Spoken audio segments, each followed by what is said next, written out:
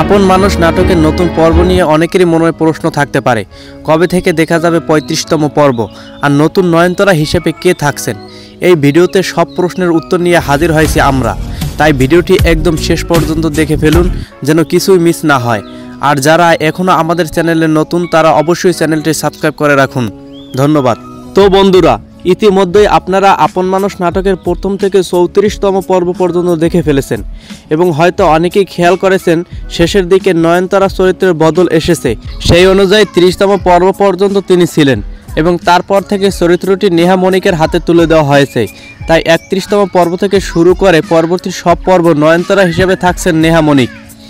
এইদিকে অনেকেই জানতে চাচ্ছেন নাটকের ৩৫তম পর্ব কবে দেখা যাবে। আসলে নতুন পর্বগুলোর শুটিং একসাথে করা হচ্ছে, তাই কিছুটা সময় লাগবে, তবে খুব শীঘ্রই কাজ শেষ হবে এবং আমরা আশা করছি ৩৫তম পর্ব থেকে নাটকটি নিয়মিত প্রচারিত হবে। তাই যারা আপন মানুষ নাটক নিয়মিত দেখেন তারা অবশ্যই চোখ রাখবেন নতুন পর্বে।